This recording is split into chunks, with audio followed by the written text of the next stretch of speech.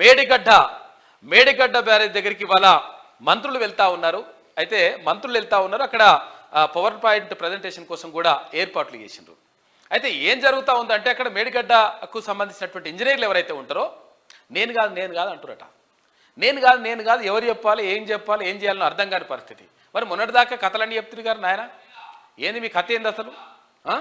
ఇప్పుడు అది ఏం కాదు. తర్వాత అప్పుడు ఏం చేసిందంటే ఈ లంగా కథలన్నీ జరిగినప్పుడు, కుంగిపోయినప్పుడు, తర్వాత ఇవి అంతా కూడా అంత జరిగిపోయినప్పుడు ఏమన్నారంటే అధికారులను పంపించేసి వీళ్ళు అధికారులతోటి అట్లా కాదు ఇట్లా కాదని చెప్పేసి వ్యాఖ్యలు చేసిండ్రు. ఈ అధికారులందరూ ఇప్పుడు మొత్తం కూడా ఏం చేయాలని అర్థం కాక తర్వాత ముఖం చాటేసుకుంటారంట. ఆడికి పోవాలంటే కూడా సిగ్గుపడుతుంట కొంతమంది. ఆ కొంతమంది చేసినటువంటి దుర్మార్గమైనటువంటి పని వల్ల అంటే వాళ్ళు ఆ గవర్నమెంట్ ఏం చెప్తే అదే, ఇక కాకేం చెప్తే గదే, మమ్మల్ని ఎవ్వడు ఏం చేయలేనే లెక్కలు ఉండే వాళ్ళ కథ. కానీ ఇప్పుడు భయపడుతురంట.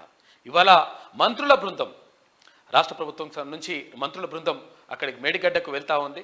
వెళ్ళి అక్కడ నిజ నిర్ధారణ చేసేటువంటి అవకాశం ఉంటుంది. ఎక్కడ ఏం జరిగింది, ఏం బయలింది, తర్వాత ఎంత దసికిపోయింది, ఏమి వీళ్ళు ఎంత చేసినటువంటి పెంటేంది, కథ అంత ఏంది కూడా వాళ్ళు తేలుస్తారు ఇవాళ. ఇక మరోవైపు నిన్న ఇక గృహలక్ష్మి, గృహజ్యోతి, తర్వాత ఇది ఇందిరమ్మ ఇల్లు, పెన్షన్లు, ఇక్కడ రేషన్ కార్డుల గురించి మొత్తం 7,46,000 అప్లికేషన్లు వచ్చినాయి ఒక్కటే రోజు. 7,46,000 అప్లికేషన్లు వచ్చినాయి. వాటికి సంబంధించి 100% వీటన్నిటినీ కూడా అంటే ఎక్కడ కూడా ఫామ్లు అమ్మొద్దు, తర్వాత వీటన్నిటికీ సంబంధించి పరిష్కారం చూపిస్తామని చెప్పేసి ప్రభుత్వం చెప్తా ఉంది. అంటే ప్రభుత్వం ఇచ్చినటువంటి ఏదైతే హామీ ఉందో, 6 గ్యారెంటీలకు సంబంధించినటువంటి హామీ ఉందో ఆ హామీని 100% నెరవేరుస్తామని చెప్పేసి ప్రభుత్వం చెప్తా ఉంది. ముఖ్యమంత్రి రేవంత్ రెడ్డి కూడా చెప్పారు. దానికి సంబంధించి వివిధ జిల్లాల్లో మంత్రులు దానికి సంబంధించినటువంటి కార్యక్రమాల్ని నిర్వహించారు.